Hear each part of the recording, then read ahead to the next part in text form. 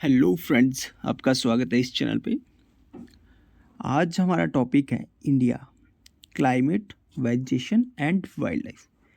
इस चैप्टर में हम इंडिया की वेदर कंडीशन को, वेजिटेशन को और वाइल्ड लाइफ को पूरी डीप से देखेंगे।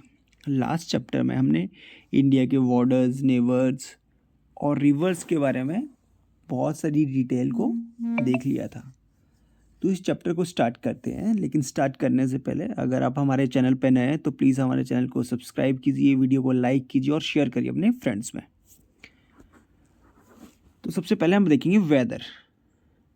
तो वेदर क्या है? जो हमारी डे टू डे चेंजेस होते हैं हमारे एटमॉस्फेयर में, उसको बोलते हैं वेदर। फॉर एग्जांपल, आज आपके एरिया में जो है सन जो है पूरे इस पे है और पूरा दिन हॉट है, तो आपको बोल सकते हो कि वेदर कैसा है? हॉट वेदर है। वहीं अगर आपके यहाँ पे रेन हो जाती है तो आप बोल सकते हो कि वेदर कैसा है? रेनी है। या आपके यहाँ पे कोल्ड हो जाता है वेदर, तो आप बोलोगे कोल्ड है। तो ये क्या है? डे टू डे चेंजेस है इन atmosphere. It includes change in temperature, rainfall and shine etcetera. हमारी इंडिया में 4 मेजर सीजन्स हैं। फर्स्ट बोलते हैं इसको कोल्ड वेदर सीजन, ठीक है। इसको हम विंटर बोलते हैं। ये कब से कब होती है? जैसे दिसंबर से लेके फरवरी तक। तब लोग बहुत सारे स्वेटर्स पहनते हैं, जैकेट्स, कैप।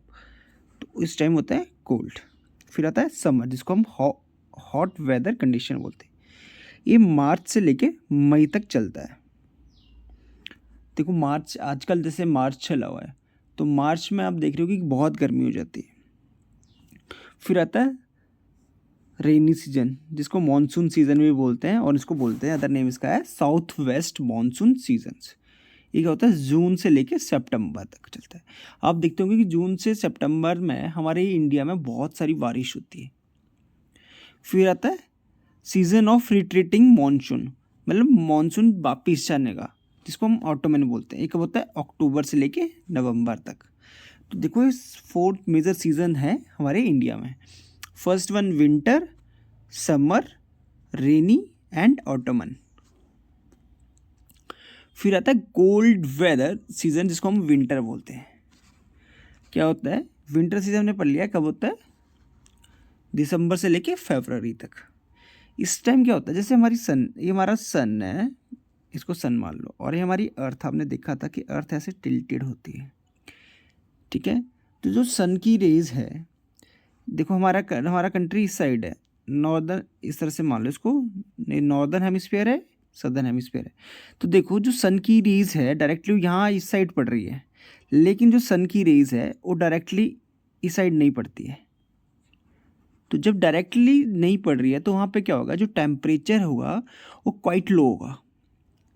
तो इसलिए क्या होता है, जो हमारे नदर्न इंडिया में जो टेम्परेचर है वो लो रहता है, जिसकी वजह से यहाँ पे कोल्ड होती है, जिसकी वजह से विंटर सीजन आता है। फिर आता है हॉट वेदर सीजन। इस टाइम क्या होता है? जो सन रेज होती है वो डायरेक्टली फॉल करती है, ठीक है। जैसे, और इस टाइम जब डायरेक्टली फॉल करेगी, जैसे फॉर एग्जांपल आप एग्जांपल ले लो कि आप हीटर के सामने बैठे हो। आप हीटर के सामने जब आपको ठंड लगती है तो आप हीटर के एकदम सामने बैठ जाते हो, तो आपको क्या होता है? फिर गर्मी का एहसास होता है। लेकिन जब आप इसे साइड में बैठते हो तो आपको थोड़ी थोड़ी जब हीट आ रही होती है, लेकिन तब भी आपको ठंड लगती है, ठीक है। तो विंटर वैसे होता है, और समर कैसे होता है? जैसे समर मान लो आप कि हीटर के सामने आप बैठे हो, तो उस टाइम क्या होता है? जो टेम्परेचर होता है काफ़ी हाई होता है, और इस टाइम क्या होता है? जो हॉट एंड ड्राई विंड्स चलती है, ठीक है। दिन के टाइम ना बहुत हॉट एंड ड्राई विंड चलती है, इसको बोलते हैं लू। आपने बहुत टाइम न्यूज़ में भी सुना होगा कि लू से काफ़ी लोग मर चुके हैं। तो और जैसे नदर्न इंडिया में लू चली, तो ये सारे क्या है? इसी के हैं, समर में चलते हैं लू। फिर है साउथ वेस्ट मानसून, जिसको हम रेनी सीजन बोलते हैं। This season is marked by the onset and advance of monsoon. इसमें क्या होता है? जो अरेबियन सी देखो यहाँ पे है, यहाँ से क्या होता है और the winds blow from Arabian and Bengal of Bay of Bengal toward the lands. They carry moisture with them. Then these winds strike the mountain barrier and rainfall occurs. देखो यहाँ पे क्या होता है, यहाँ पे देखो जब गर्मियाँ होती है, गर्मियों के बाद क्या होता है, ये जो हमारी सरफेस है ये काफ़ी हीटअप होती है. तो इस टाइम क्या होता है, जो यहाँ पे जब हीट होगी तो एयर क्या ऊपर को उठेगी, तो यहाँ पे खाली स्पेस होता है. लेकिन यहाँ पे जो वाटर है, जो अरेबियन सी है, वो भी वार्म होता है. तो यहाँ से भी लू क्या ऐसे चलती है, और जो बारिश है वो यहाँ से स्टार्ट होती है. आपने सुना होगा कि सबसे पहले जो मानसून आती है वो कहाँ आती है, केरल में आती है. फिर ऐसे करके यहाँ जब वो यहाँ पे माउंटेन से टकराती है, देन आफ्टर वो यहाँ को ऐसे जाती है. तो इसको बोलते हैं मानसून सीजन. देखो जो रेन को क्या क्या डिफरेंट लैंग्वेज में क्या बोलते हैं, जैसे हिंदी में क्या बोलते हैं, वर्षा बोलते हैं. उर्दू में बारिश बोलते हैं. मराठी में पौष बोलते हैं. और बंगाली में बोरशा बोलते हैं. फिर आता है ऑटोमन, जिसको बोलते हैं सीजन ऑफ रिट्रीटिंग मानसून्स. क्या होता है, the return of winds from land to Bay of Bengal mark as the beginning of this season. क्या होता है, जैसे अब यहाँ से रेन गई, यहाँ से रेन आई और यहाँ से जाते हुए उसने यहाँ तक पहुँच गई. फिर वो क्या हुआ, फिर से मानसून क्या होता है, जो मानसून है वो वापस आती है. जो यहाँ से गई हुई विंड्स थी वो वापस आती है, और ऐसे विंड्स वापस आती है और बे ऑफ बंगाल में गिरती है. इसको बोलते हैं रिट्रीटिंग मानसून. जो विंड्स रेनी सीजन में जाती है वही वापस आती है, उसको बोलते हैं retreating monsoons. The monsoon are said to be retreating during this time. Rain falls primarily in Tamil Nadu, Andhra Pradesh and in other southern parts of India during this time of year. अब से बोला जाता है कि Ottoman के time पे बारिश कहाँ होती है, तो आप बोलोगे तमिलनाडु में. तो ऐसे वापस आती है.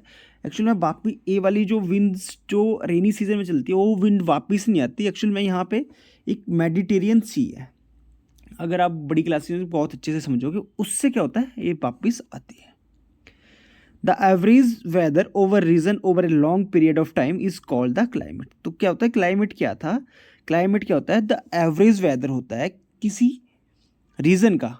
हम फॉर एग्जांपल हम मान लो कि 25 ईयर्स का हम ले लेंगे एवरेज, कि यहाँ पे गर्मी रहती है, ठंड रहती है, या कैसा वेदर है, उसी को बोलेंगे हम क्लाइमेट. तो जो इंडिया का वेदर है, हमने इसको किस में कैरेक्टराइज किया हुआ है, हमने इसको कैटेगराइज किया हुआ है मानसून में. तो आपसे पूछेंगे कि इंडिया का वेदर कैसा है, तो आप बोलोगे मानसून.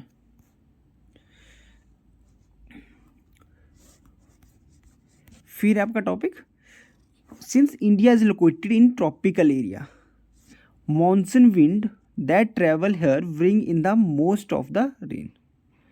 तो क्या होता है, जो हमारे इंडिया है वो लोकेटेड है ट्रॉपिकल एरिया में, ठीक है. यहाँ पे क्या होता है, जो हमारे एग्रीकल्चर है वो डिपेंड करता है रेन पे. जो rainfall during good monsoon is sufficient for crop.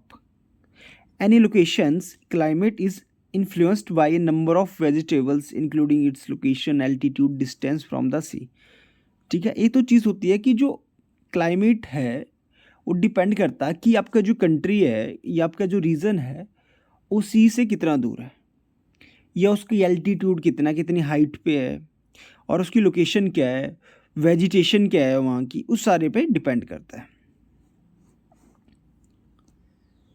The climate of a place is affected by it's location, altitude हमने पढ़ लिया. ठीक है, तो क्या होता है, जैसे आप देख लो जो जैसलमेर है, बीकानेर है, in the desert Rajasthan are very hot. वहीं जो द्रास है, कारगिल है लद्दाख में, वो कैसे फ्रीजिंग कोल्ड है. तो देखो जो लद्दाख क्या आता है, हाइट में आता है ऐसे, और जो डेजर्ट है राजस्थान का, वैसे प्लेन्स में आते हैं. फिर जो कोस्टल प्लेस है, देखो यहाँ पे, देखो यहाँ पे जो महाराष्ट्र है और जो कोलकाता है,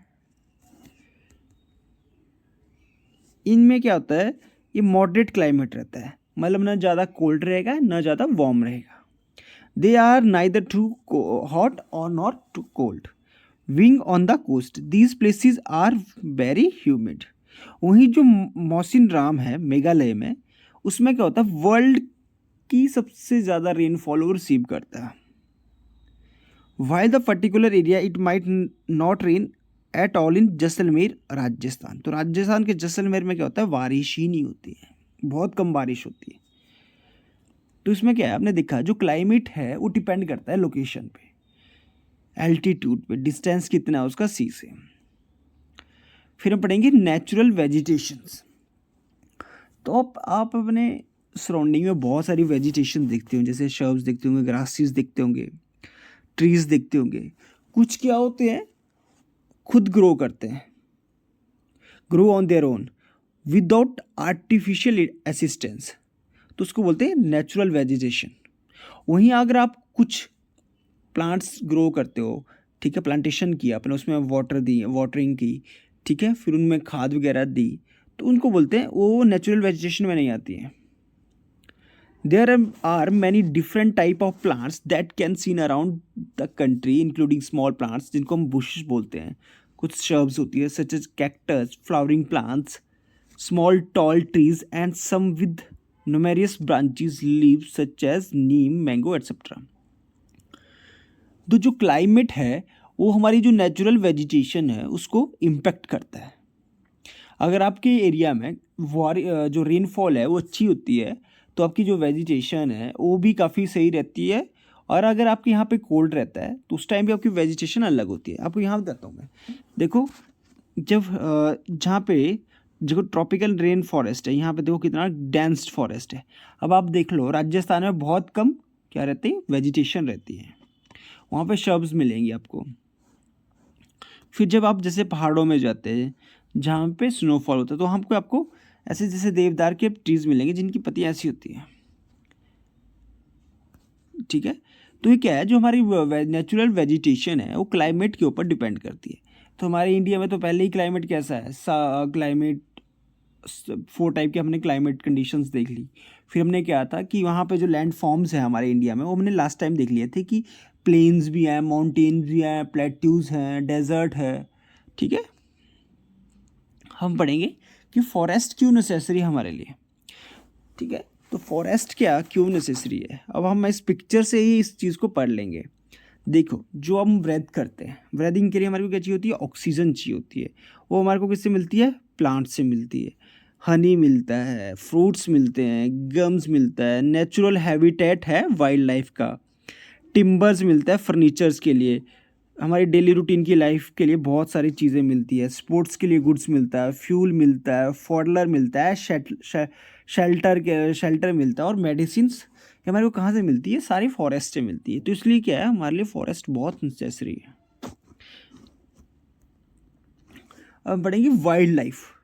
तो जो वाइल्ड लाइफ है उसको देखेंगे, जो फॉरेस्ट है वो बहुत सारी वाइल्ड लाइफ का होम है। यहाँ पे आप देखते होंगे जब आप फॉरेस्ट में जाते होंगे तो आप बहुत अलग अलग टाइप के एनिमल्स देखते होंगे, बर्ड्स देखते होंगे, ठीक है, और रेप्टाइल्स देखते होंगे, मैमल्स देखते होंगे, इंसेक्ट्स देखते होंगे, विच ड्वेल्स इन फॉरेस्ट। तो वैसे ही इंडिया का जो नेशनल एनिमल्स है वो टाइगर है, टाइगर है, ठीक है। They are found in several part of the nation. It is that Gujarat Gir forest is where Asiatic lion can be found. क्या होता है, जो गुजरात में क्या है, गिर नेशनल पार्क है, वहाँ पे जो है एशियाटिक लायन पाए जाते हैं। वहीं असम में क्या है, वन हॉर्न राइनोस जो है फाउंड किए जाते हैं। जैसे ये वन हॉर्न राइनो है वैसे फाउंड किए जाते हैं। वहीं आपको जब आप राजस्थान में जाओगे तो आपको कैमल पाया जाता है, ठीक है। Run of Kutch the great Indian desert has camels and wild asses. वही जो हमारा नेशनल वर्ड है वो है पिकॉक। देखो ये पिकॉक है, ये हमारा क्या है, नेशनल वर्ड है। Duck, geese, bulbuls, mynas, parrots and pigeons are few other common words जो हमारी वाइल्ड लाइफ में पाए जाते हैं। The purpose of wild life sanctuaries to give these word natural habitats. क्या होते हैं, कुछ वर्ड्स क्या है वो ना इंस्टिक्ट होने की कगार पे आ गया, मतलब गायब होने की इस पे आ गए, तो इनको क्या है सेव करने के लिए वर्ड सेंचुरी बनाई जाती है जहाँ पे इनको क्या किया जाता है, हैबिटेट प्रोवाइड किया जाता है। ये सारे देखो वाइल्ड लाइफ में आते हैं, जैसे टाइगर्स हो गए, राइनोज आ गए, सारे चीताज आ गए। अब तो चीता भी आपने सुना होगा कि इंडिया में चीता आ चुके हैं। कुन्नो नेशनल पार्क है एक महाराष्ट्र में, वहाँ मध्य प्रदेश में, वहाँ पे आते हैं। डियर है, बहुत सारी चीज़ें। अब क्या होता है, इनको ऐसा क्यों किया जा रहा है? क्योंकि हम लोग जो है, जैसे हमने देखा कि फॉरेस्ट हमारे लिए क्यों नेसेसरी है, तो उन्हीं अपनी नीड्स को पूरा करने के लिए हम फॉरेस्ट को कट कर रहे हैं, हंटिंग कर रहे हैं वाइल्ड लाइफ की, ठीक है। जिसकी वजह से क्या हो रहा है, ये डिक्लाइन हो रहे हैं बहुत जल्दी। कुछ तो ऐसे हो गए हैं जो एक्सटिंक्ट हो चुके हैं। तो हमें क्या करना पड़ रहा है, इन सबको वाइल्ड लाइफ को प्रोटेक्ट करने के लिए जो हमारी गवर्नमेंट ने, उसने नेशनल पार्क्स, बायो सेंचुरी और बायोस्फीयर रिजर्व को सेटअप किया है। इनमें क्या करते हैं, जो हमारी गवर्नमेंट है वो वाइल्ड लाइफ को प्रोटेक्ट करने के लिए अपना पूरा जोर लगाते हैं। तो वहीं गवर्नमेंट ने क्या कुछ प्रोजेक्ट स्टार्ट किया, जैसे प्रोजेक्ट टाइगर। तो इसमें प्रोजेक्ट टाइगर में क्या है कि जो टाइगर हैं उनको सेव करना है। फिर है प्रोजेक्ट एलिफेंट, इसमें भी क्या है कि एलिफेंट को प्रोटेक्ट करना है। वैसे ही क्या है प्रोजेक्ट राइनोज है, अलग अलग एनिमल्स को बचाने के लिए बहुत सारी जो है प्रोटेक्शन के लिए गवर्नमेंट ने प्रोजेक्ट स्टार्ट किए हैं। और आपने न्यूज़पेपर में ऐसे बहुत सारी न्यूज़ देखी होंगी जो क्या कर रही हैं, वाइल्ड लाइफ को हार्म कर रही हैं, ठीक है। तो जो न्यूज़पेपर भी आता है, ये भी क्या किससे बना होता है, पेपर से बना होता है। और पेपर भी किससे बने होते हैं, ट्रीज से। तो जो न्यूज़पेपर में के लिए भी हम बहुत सारी ट्रीज़ को, फॉरेस्ट को कट करते हैं। बट आप बहुत सारी ऐसी न्यूज़ देखते होंगे। तो ये सारे इसलिए क्या करना, हमारे को क्या करना चाहिए, वाइल्ड लाइफ को सेव करना चाहिए, ठीक है। जब हमारी वाइल्ड लाइफ सेव रहेगी तो जो हमारे इन्वायरमेंट का जो बैलेंस है वो बना रहेगा। अगर इन्वायरमेंट का बैलेंस बना रहेगा तो हमारा क्या है, जो है हमारी लिविंग भी काफ़ी अच्छी रहेगी। अदरवाइज़ आप देखते होंगे कि बहुत, अगर हॉट वेदर्स हैं, समर्स में बहुत गर्मी रहती है, विंटर्स में काफ़ी कोल्ड रहता है, तो ये क्या करता है, हमारी जो हेल्थ को भी इशू करता है। फिर आता है माइग्रेटरी बर्ड्स, आपने सुना होगा। तो इसमें क्या होता है, ये माइग्रेट करते रहते हैं कुछ वर्ड्स, जैसे pintail duck, curlews, flamingo, osprey, little stint migrate to country in winter season every year. Smallest birds little stint, ये सबसे जो लिटिल स्टिंट है इसका वेट कितना है, ये 15 ग्राम्स है। और ये क्या करता है, मतलब माइग्रेट करता है कहाँ से, from Arctic region travel to India over 8,000 kilometre ये ट्रैवल करता है, मतलब आर्कटिक रीजन से। देखो ये है स्टिंट, ठीक है। और ये क्या करता है, 8,000 किलोमीटर ट्रैवल करता है इंडिया में आने के लिए। और कहाँ से आता है, आर्कटिक रीजन से। तो आई होप आपको ये चैप्टर समझ आया होगा। आपको फॉरेस्ट, वाइल्ड लाइफ की जो है वो सेव करना चाहिए, क्यों सेव करना चाहिए, इसकी भी आपको काफ़ी नॉलेज मिली होगी। तो अगर आपको हमारा वीडियो अच्छा लगा तो प्लीज़ अपने फ्रेंड्स में शेयर कीजिए। Thank you.